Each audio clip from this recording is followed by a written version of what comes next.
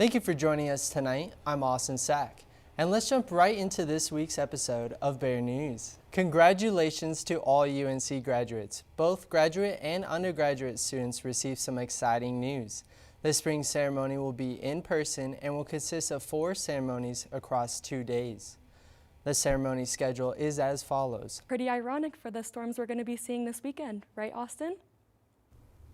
Absolutely, Mackenzie, and everyone just please be safe out there in the weather if you're planning on traveling or moving around at all for spring break. And we'll see you later in the show, Mackenzie, for your full weather report.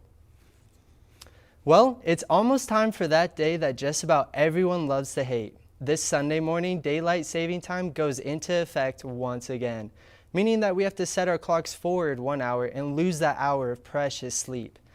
Daylight savings time is in effect until November 7th this year. Nottingham Field will host graduation once again this May. Despite many COVID challenges, it will be in person. Students can rejoice knowing all their accomplishments and hard work will be celebrated with family and friends, while maintaining a social distance, of course. Thank you, Stephen. We'll look forward to you updating us as the 5G networks and higher speeds roll out. The University of Northern Colorado developed the 10-year strategic plan Rowing Not Drifting 2030 following a major collaborative process with a lot of university stakeholders. Rowing Not Drifting 2030 brings to life a vision for the University of Northern Colorado and takes shape in the form of a vision statement, 5 vision elements, and 2030 outcomes that serve as the foundation for supporting and serving UNC students, faculty, staff, and community. On November 8th, Donald Trump was elected to be the next president. And the city of Indianapolis Love Trump's hate! Is not happy. Tell me what democracy looks like! This is what democracy looks like! On November 12th, protesters exercised their right to free assembly at the Indiana State Capitol. Vista Now reporters got the opportunity to hear multiple protesters voice their opinion on why Donald Trump is not their president. After an hour of protesting, things began to get out of hand.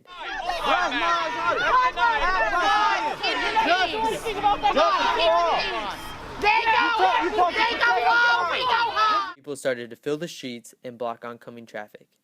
Indianapolis police had to intervene and create a safer environment for the protest to continue.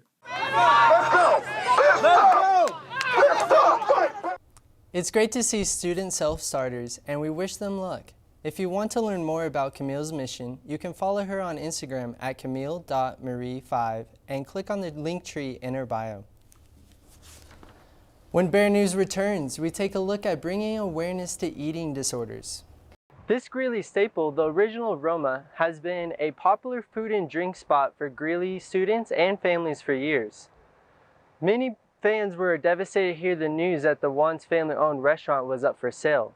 But the new owner has agreed to keep this location operating on the traditional bazooka drinks and hot pizza pies fans know and love. Reporting from Roma's, this is Austin Sack, Bear News. COVID-19 has brought many challenges, but that hasn't stopped UNC's Campus Rec Center and its goal of bringing fitness and wellness to students and faculty. When heading into the Rec Center, you will be greeted by a friendly voice. Hey, how's it going? You must wear a mask at all times while in the rec and sign in at the desk with your reserved time slot. Chris Cobb, Director of Campus Recreation, explains all that the Campus Rec has done to ensure health and safety for all gym users. A few things that we've done is make sure that we've added extra cleaning shifts. You'll probably see folks walking around in the middle of the day with electrostatic sprayers, but it definitely helps the cleanliness and hygiene of the spaces. We've also taken advantage of some of the spaces that aren't being used right now. For example, a couple of our courts by expanding our strength and conditioning area into those courts. We put tarps down and plywood down and moved a lot of equipment into 2 other courts that are next to the strength and conditioning area so that we make sure we have more space for people to work out in while keeping a good amount of equipment for people to use. And we're proud to say that we still have about over 90% of our equipment still being accessible. And then we've also instituted a reservation system, so that way we control the amount of people that are in here at any given time, and made sure that the capacity in certain spaces has been reduced to comply with state and institutional guidelines. While following state guidelines, the rec is operating on a normal schedule and is offering in-person and virtual fitness and wellness programs. Students can still check out gear and attend trips through Outdoor Pursuits. Fitness and personal training classes are offered in person as well as virtually. The campus rec staff asks you visit their website for a complete program schedule. This is Austin Sack reporting for Bear News, and I'm standing outside Nottingham Field where the UNC Bears football team just declared that they will not be participating in the Big Sky Conference for the spring 2021 season.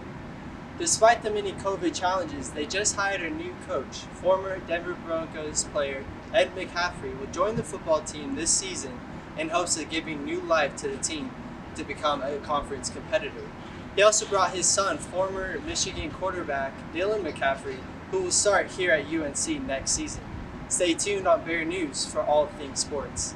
The University of Northern Colorado, Cassidy Hall is a walk-in clinic that many students and UNC employees choose to utilize throughout the year. The health center is open Monday through Friday, 8 a.m. to 5 p.m. During the cold and flu season, patients may be asked to wait briefly for their appointments, but can enjoy many informational readings, and of course are always asked to cover their cough and wash their hands. After being taken back into the clinic, patients will find several welcoming examination rooms fully equipped with medical supplies. During this current flu season at UNC, there is a record low number of positive influenza cases among students. There have only been 12 confirmed cases this year, which equals around a 93% drop in cases compared to the 2009-10 academic year. As manager of Cassidy Hall, Tara Campbell tells me, the major decrease could be a result of the health center beginning to offer free flu shots to all students.